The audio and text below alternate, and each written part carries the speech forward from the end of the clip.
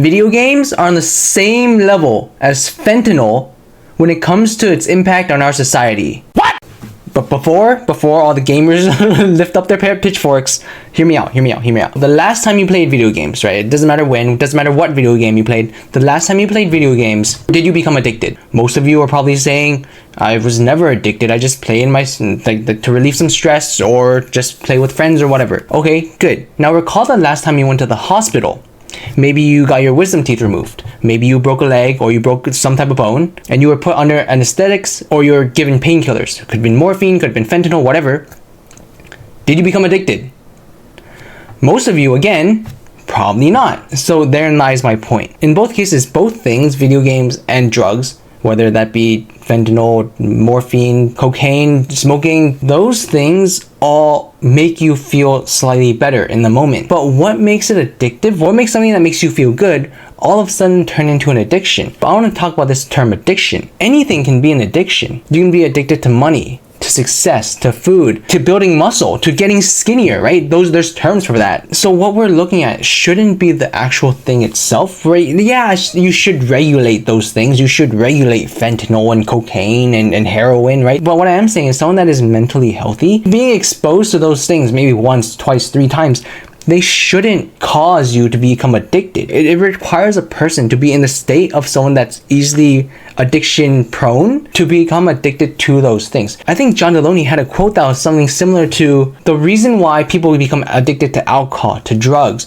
to all those things, it's because it works. Right? It works in alleviating some type of pain that you're feeling. It helps you maybe numb the pain. It numbs whatever circumstance you're in that you don't like. And if that's what an addiction does, if that's all it takes for something to become an addiction, then almost anything can become addiction, right? You can be addicted to video games, to drugs, to things like money, working out, working. You can be addicted to all these things as long as it provides some type of alleviation from what you had before, right? What I actually heard recently is that the way that addiction prone people that are more prone to getting addicted to things, how they're different from people that are less prone to becoming addicted is life satisfaction. Just imagine a mentally healthy person. They have a secure social network, right? They feel good about themselves, right? They're overall cruising at this level of happiness. And then when they, win a game in some type of video game, or when they make some money in the stock market, they gamble, they take some drug, right? Then it brings them up to this level. And woo, that was fun, and then they slowly drift down, right? That was fun. But if you get someone that they feel like their life is in shambles, they don't have that proper secure social network, their base happiness level is over here. And then when they do that hit of cocaine, is that how you say it? A hit of cocaine? I don't know. Or they win that video game or whatever, right? Then it brings them up here again. And in that case, then there's this much greater distance in happiness that you're feeling. Over here, for the normal person, this is you're content with your life. Over here, you hate your life. You hate your life. And when you go from hate my life to I feel something and I'm actually I don't feel as bad anymore, and then you go back to I hate my life, it's that difference in how you feel about yourself, how you feel about the world, that is addictive. So for that example, someone that is cruising along, they're content with their life, they don't really see anything bad about it, and then all of a sudden they win that game, or they make a bunch of money, they win in the casino, then they go from here up to here. So they go from being content, it's not bad, to woo, and then you go back down. You're already content and you don't hate life, then it's just kind of a fun little rise, and you go back down. You don't really feel addicted to it. But if you absolutely hate life, right, you start down here, you're completely uncontent or incontent or not content, and you're completely not when you're down here, you don't care about yourself. You think that you're a piece of crap. You think that life's out to get you, right? You're just depressed and everything. And all of a sudden, you win that game, or you beat the casino, you hit blackjack or whatever. You go up here. This distance is much greater than this distance. This distance, you go from I hate everything to I actually don't hate anything anymore, or I actually like life at this point, and you go back down. That's the addictive part. That's the part that leads to addiction. And again, when I say that video games are on the same level as fentanyl, well, depending on the person, food is also on the same level as fentanyl. Gambling is on the same level of fentanyl.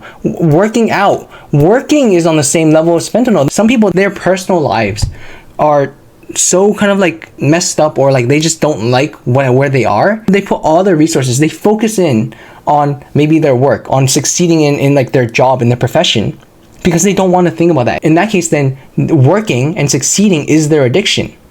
And the problem is we reward these type of addictive tendencies. I'm not saying that it's bad to be successful in your work. I'm saying that if you're treating work as a drug, that's when it becomes mentally unhealthy. This is a kind of a nuance that we should be paying more attention to. And it's this idea, again, going back to I Don't Want to Talk About It by Terrence Real. It's this idea of overt depression versus covert depression, where you might not be addicted to video games or fentanyl or drugs or whatever, but you're addicted to something else. And oftentimes you'll see people trading these addictions, where at first they're addicted to drugs, right? And then they kind of fix themselves, but then by fixing themselves, they don't actually like feel less depressed. They're just trading this addiction to drugs, to gambling, to whatever, with a different addiction, to succeeding, to video games, to whatever. And yeah, I mean, I'm all for like that is more healthy than the former, but it's the underlying cause. It's kind of similar to, like, let's say you're frying an egg or some rice or whatever, right? And then the rice keeps getting burnt, so then you switch the pan. And then from the pan, you switch it to a wok. And then from the wok, you switch it to a griddle, right? But then you never lower the heat. So, like, your rice is going to get burnt no matter what. I don't cook rice on a wok. Your eggs, right? Your eggs.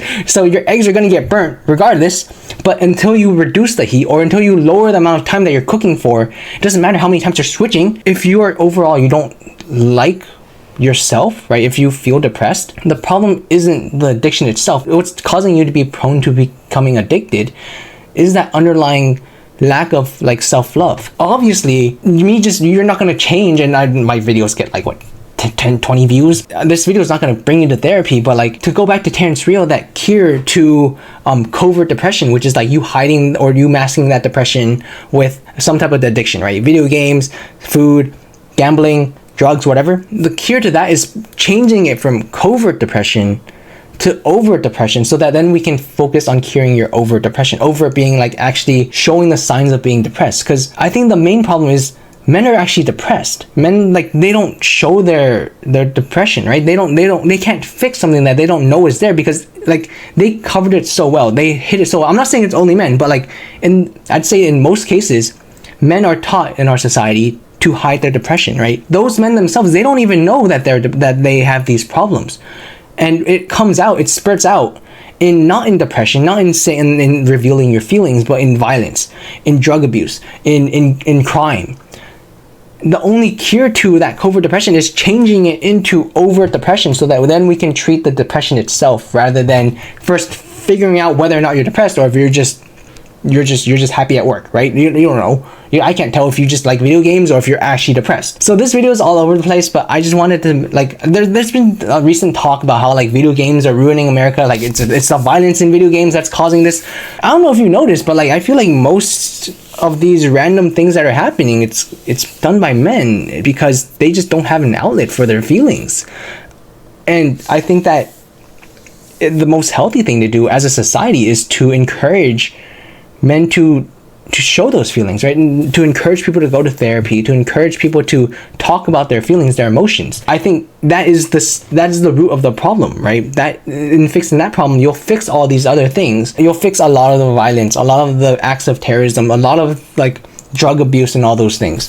Because if you think about it, the problem isn't the drug itself, because it's always going to be there. And even if the problem is that, well, I mean, like, too late, we already made it. So let's focus on a different solution, and the solution being lowering the demand. And the way you lower the demand is you make people go from down here, like from being a constant state of down here to be a constant state up here, right? And the only way you do that is by first making the problem known. And the only way to make that happen is to first recognize the problem, so that they change it from being a covert depression or covert some type of, like, lack of self-worth, some type of shame, right, down here, bring it up to the surface, so that we can focus on those problems. But yeah, these are just ideas that I got from a few books, mainly, I guess, just because it's the most, I guess, recency bias. I Don't Want to Talk About It by Terrence Real. So I really like this book as well. I feel like this channel is just gonna become like a book talk, but Terrence Real is a therapist, right? And he talks about some of the stories of his past clients that just really, really hit. He references a statistic where women on average are more, like, there's more women that have depression than men.